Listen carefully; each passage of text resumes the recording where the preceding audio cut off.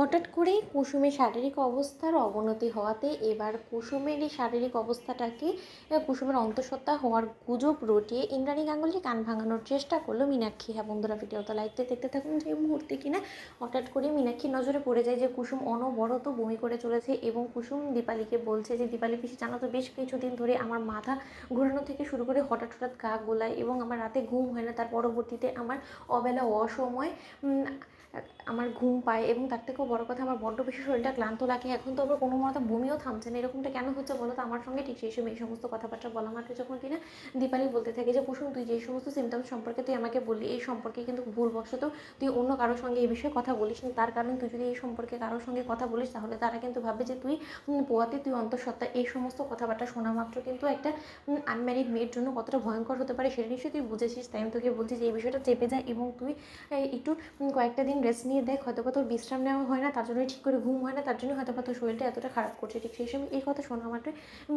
মীনাক্ষী যখন কিনা ছুটতে ছুটতে ইন্দ্রাণী গাঙ্গুলির কাছে গিয়ে বলতে থাকে যে দিদি গো দিদি, এই বাড়িতে কত কিছুই না ঘটে যাচ্ছে, অথচ তুমি কোনো কিছুই জানো না।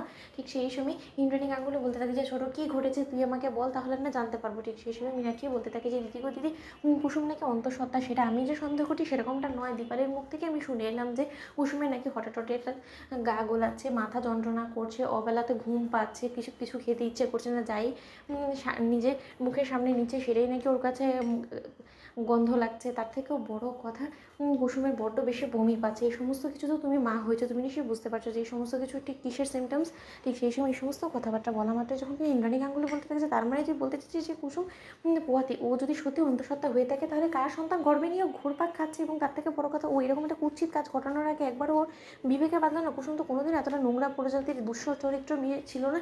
ঠিক সেই সময় এই কথা বলা মাত্রই যখন কিনা মীনাক্ষী বলতে থাকে যে দিদি, কুসুম ছিল কি ছিল না সেটা তুমি আর যে হোক না কেন এখন প্রশ্ন না করে সব থেকে বড় প্রশ্ন তোমার মনে এখন যেটা হওয়ার কথা সেটা হলো গিয়ে কার সন্তানও গর্ভে নিয়ে ঘুরছে। কোনো মতে আমাদের বাড়িতে থাকা আমাদের ছেলেরই সন্তানকে গর্ভে নিয়ে ঘুরছে না তো? কুসুম এই কথা শোনা মাত্র ইন্দ্রাণী গাঙ্গুলি যখন কিনা মীনাক্ষীকে ঠাটিয়ে চর মেরে বলতে থাকে ছোটোর মুখ সামলে কথা বলতে কী বলার চেষ্টা করছিস। ঠিক সেই সময় মীনাক্ষী বলতে থাকে যে দিদি, আমি কোনো কিছু ভুল বলার তো চেষ্টা করছি না।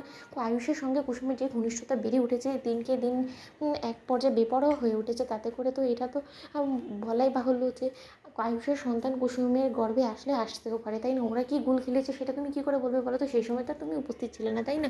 এবং এই সমস্ত কিছু দীপালি উল্টো কুসুমকে বলছে চেপে যেতে। তার মানে তুমি বুঝতে পারছো এখন নিশ্চয়ই আয়ুষ এই সম্পর্কে জানে। তুমি দেখো আমার কথাটা মিলিয়ে নিও, যদি আমি মিথ্যে হয়ে থাকি, যে আয়ুষই হবে সেই ব্যক্তি যে কিনা কুসুমকে লুকিয়ে লুকিয়ে রীতিমতো ডক্টরের কাছে নিয়ে গিয়ে ও সমস্ত ট্রিটমেন্টের ব্যবস্থা করবে এবং ওকে সুস্থ করবে। তো বন্ধুরা, লাইক এবং শেয়ার করে সাবস্ক্রাইব করতে ভুলো না।